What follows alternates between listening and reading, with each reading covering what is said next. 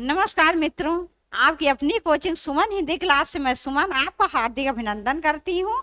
तो मित्रों, आज मैं UP TGT PGT DSSB Navodaya Vidyalaya केंद्रीय विद्यालय तथा इस प्रकार की अन्य सभी परीक्षाओं के लिए हिंदी साहित्य के भर्तिकाल और रीतिकाल के 2021 में पूछे गए प्रश्न लेकर आपके समक्ष उपस्थित हूँ। तो देखते हैं इन महत्वपूर्ण प्रश्नों।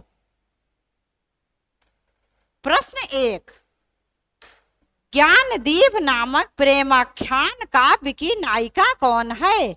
ज्ञानदीप नामक प्रेमाख्यान काव्य की नायिका कौन है? ए कामवती, बी मुग्धा, सी उर्मिला, डी देवयानी। इसका विकल्प डी सही है, देवयानी। तो ज्ञानदीप नामक प्रेम आख्यान काव्य की नायिका देवयानी है। प्रेम आख्यान से आप समझ गए होंगे कि सूफी काव्य धारा है, प्रेमाश्रयी काव्य धारा की रचना है और इसके रचनाकार हैं शेख नबी जी। कौन है इसके रचनाकार? शेख नबी जी।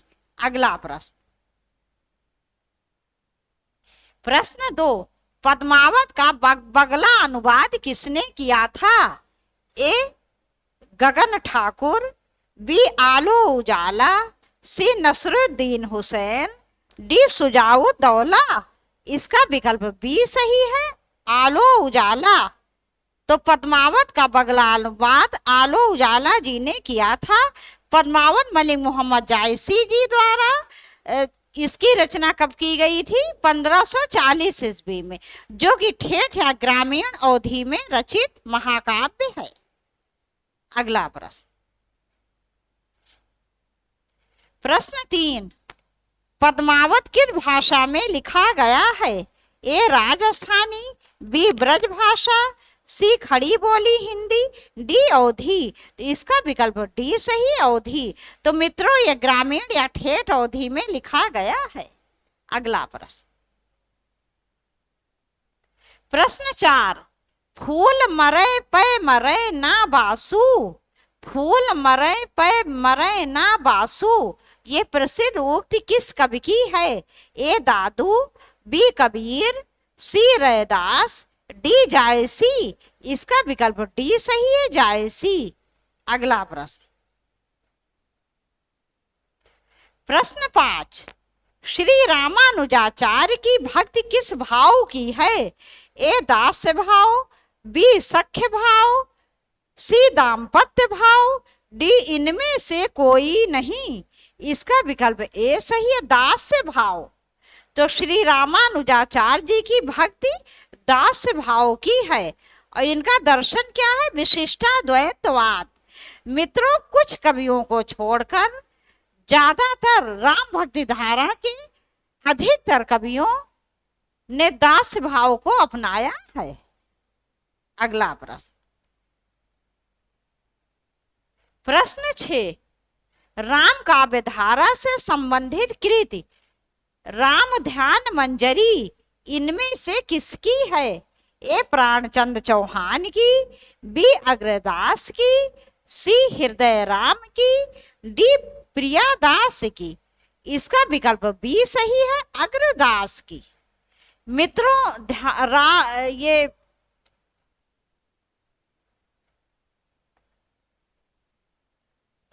तो ये राम ध्यान मंजरी अग्रदास जी की रचना है। अगला प्रश्न, प्रश्न 7, मानव प्रकृति का ज्ञान तुलसीदास से अधिक उस युग में किसी को नहीं था।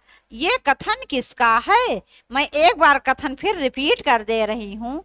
मानव प्रकृति का ज्ञान तुलसीदास से अधिक उस युग में किसी को नहीं था।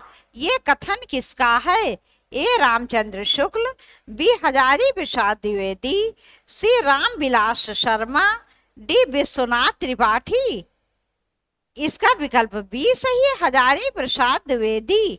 ये हजारी प्रसाद द्विवेदी जी का कथन है गोस्वामी तुलसीदास जी के लिए और इन्होंने इन्हें समन्वय का सबसे बड़ा कवि माना है।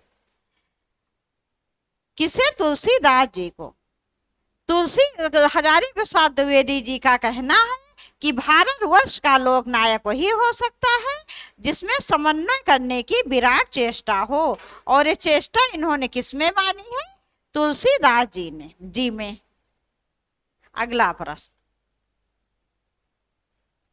प्रश्न 8, तुलसीदास की निम्नलिखित कृतियों में कौन सी कृति कांडों में विभाजित नहीं है?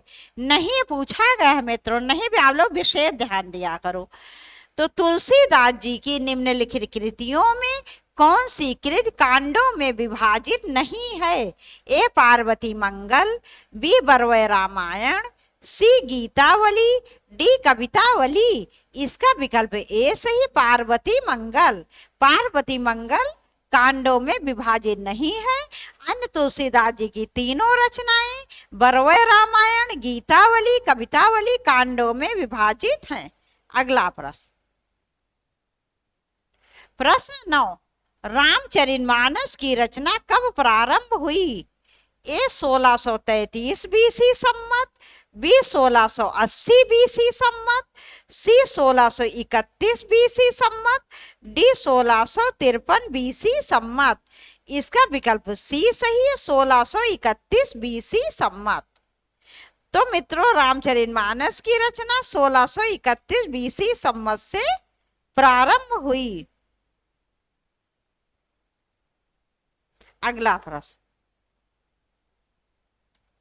प्रश्न 10, सम्मत 1631 करहु कथा हरिपद धरि सीसा। उपर्युक्त पंक्तियों में किस प्रसिद्ध ग्रंथ के रचना काल का संकेत किया गया है? ए पद्मावत, बी अनुराग बांसुरी, सी रामचरितमानस, डी रामचरित चिंतामणि। इसका विकल्प सी सही है, रामचरितमानस।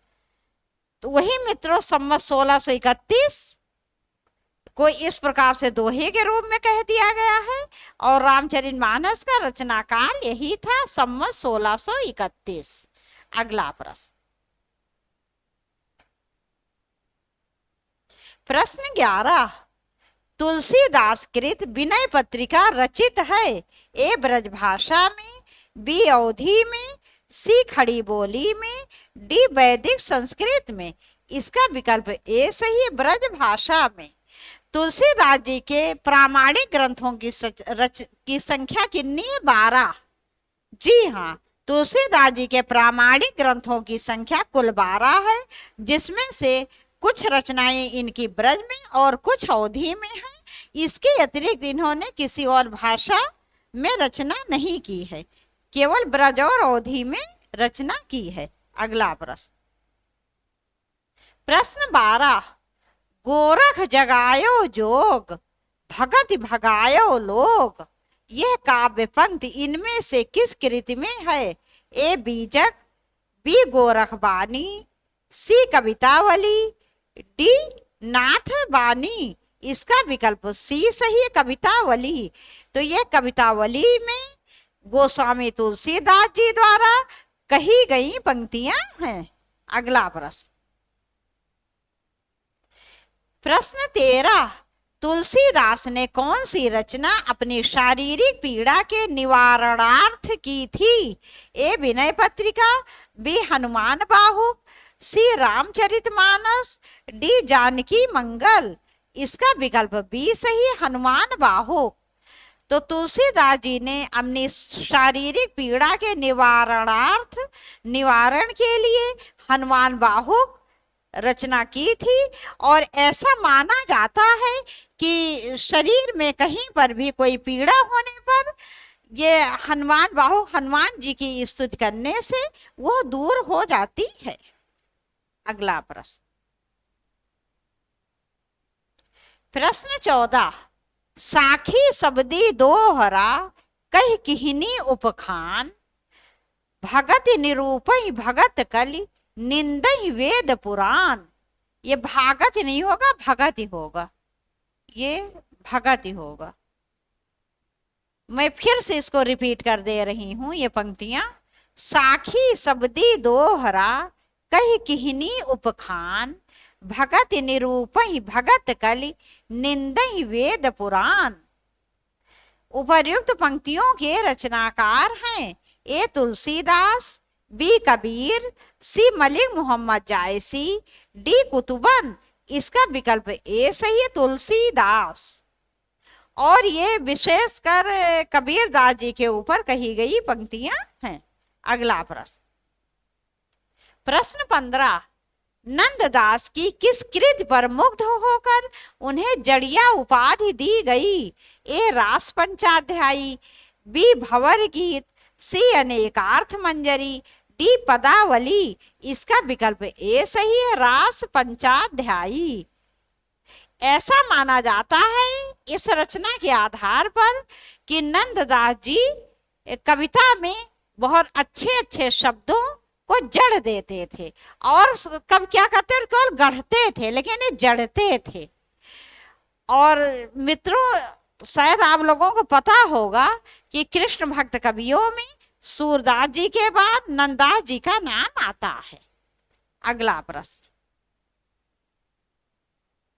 प्रश्न 16, मीराबाई की उपासना है ए माधुर भाव, बी सख्य भाव, सी दास्य भाव, डी वात्सल्य भाव। इसका विकल्प ए सही, माधुर भाव। अगला प्रश्न, प्रश्न 17, नरसिंह जी का मायरा किसकी रचना है? ए हरिदास, बी रहीम, सी मीराबाई, डी रसखान। इसका विकल्प सी सही है, मीराबाई। अगला प्रश्न, प्रश्न 18, साहित्य लहरी के रचयिता कौन है? ए कृष्णदास, बी नंददास, सी सूरदास, डी गोविंद स्वामी। इसका विकल्प सी सही है, सूरदास। सूरदास जी की मुख्य रूप से 3 रचनाएं हैं, सूर सागर, सूर सारावली और साहित्य लहरी। और मित्रों, आपको पता होगा ये वात्सल्य और श्रृंगार रस के सम्राट माने जाते हैं, विशेषकर वात्सल्य रस के। वात्सल्य रस का तो ऐसा सुंदर वर्णन किसी ने किया ही नहीं है। जैसा कि रामचंद्र शुक्ल जी ने इनके विषय में कहा है कि सूरदास जी वात्सल्य रस का कोना कोना झांक आए थे। और इन्हीं के विषय में ये भी कहा गया है, सूर सूर तुलसी शशि उडगन केशव दास, अब के कवि खद्दोत समझह तह करत प्रकाश। मतलब सूरदास जी को आकाश के सूर की उपमा दी गई है। अगला प्रश्न, प्रश्न 19, गोस्वामी विठल नाथ द्वारा अष्टछाप की स्थापना का वर्ष है? ए 1555 ईस्वी, बी 1558 ईस्वी, सी 1560 ईस्वी, डी 1565 ईस्वी। इसका विकल्प डी सही है, 1565 ईस्वी। तो मित्रों, गोस्वामी विठल नाथ जी द्वारा अष्टछाप की स्थापना 1565 ईस्वी में की गई थी। इसमें कितने कवि थे? 8। अष्ट माने 8 और छाप माने छाप, तो इसमें अष्ट 8 कवि थे। इन 8 कवियों में 4, हाँ, ये इसकी स्थापना की किसने थी मित्रों? तो अष्टछाप की स्थापना, अच्छा ये तो लिखा है गोस्वामी विठल नाथ जी द्वारा अष्टछाप की स्थापना कब की गई? तो ये 1565 ईस्वी में की गई विठल नाथ जी द्वारा। और ये विठल नाथ जी कौन थे? वल्लभाचार्य जी के पुत्र थे। विठल नाथ जी वल्लभाचार्य जी के पुत्र थे और इन्होंने अष्टछाप की स्थापना 1565 ईस्वी में की थी। इसमें कवियों की संख्या कितनी थी? अष्ट माने 8, जिसमें से 4 शिष्य वल्लभाचार्य जी के थे और नीचे के 4 शिष्य विठल नाथ जी के थे। कुंभन दास, कृष्णदास, सूरदास, परमानंद दास, ये शिष्य किसके थे मित्रों? वल्लभाचार्य जी के। और विठल नाथ जी के शिष्य थे गोविंद स्वामी, छीत स्वामी, नंददास, चतुर्भुज दास। अगला प्रश्न, प्रश्न 20, सूरदास का प्रेम पक्ष लोक से न्यारा है? सूरदास का प्रेम पक्ष लोक से न्यारा है, ये कथन किस विद्वान का है? A Acharya Ramchandra Shukla, B Acharya Hazari Prasad Dwivedi, C doctor Ram Kumar Verma, D doctor Bachchan Singh. इसका विकल्प ए सही है, आचार्य रामचंद्र शुक्ल। ये मित्रों आचार्य रामचंद्र शुक्ल जी का कथन है कि सूरदास का प्रेम पक्ष लोक से न्यारा है। अगला प्रश्न,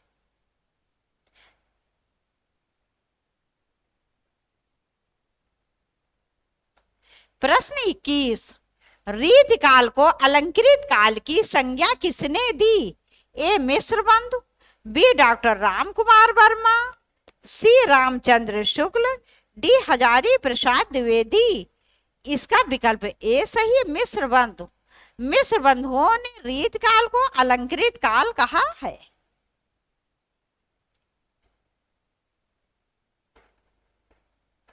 प्रश्न 22, निम्न में से कौन सा ग्रंथ केशव का नहीं है?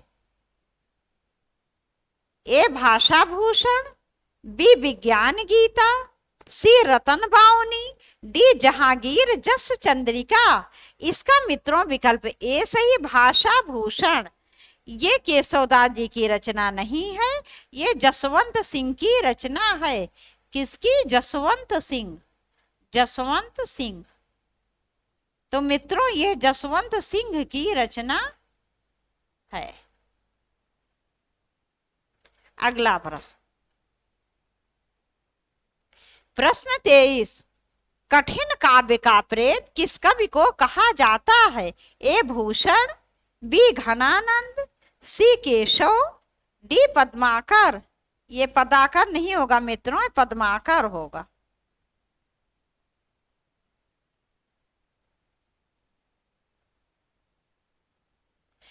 ये टाइपिस्ट जो हैं मिस्टेक कर ही देते हैं, चाहे उनको कितना भी समझाओ। तो ये रचना है, ओ सॉरी, कठिन काव्य का प्रेत किसको कहा गया? केशव को। केशवदास जी को कठिन काव्य का प्रेत कहा गया है। कौन सी रचना? इनकी रचना रामचंद्रिका के ऊपर। इनकी रचना रामचंद्रिका के ऊपर। रामचंद्रिका, इनकी रचना रामचंद्रिका के ऊपर। रामचंद्रिका।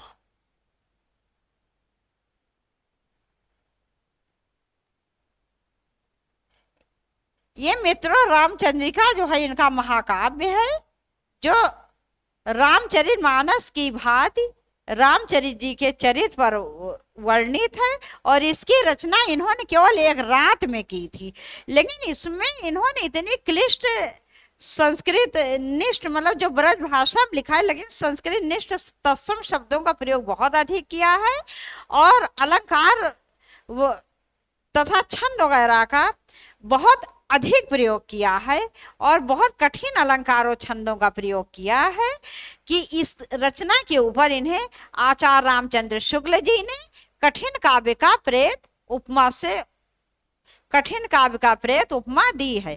कौन सी रचना के ऊपर? रामचंद्रिका रचना के ऊपर। इन्हें क्या कहा है? आचार्य रामचंद्र शुक्ल जी ने कठिन काव्य का प्रेत। और इसी रचना को छंदों का अजायब घर भी कहा गया है। किसने कहा है? राम स्वरूप चतुर्वेदी जी ने।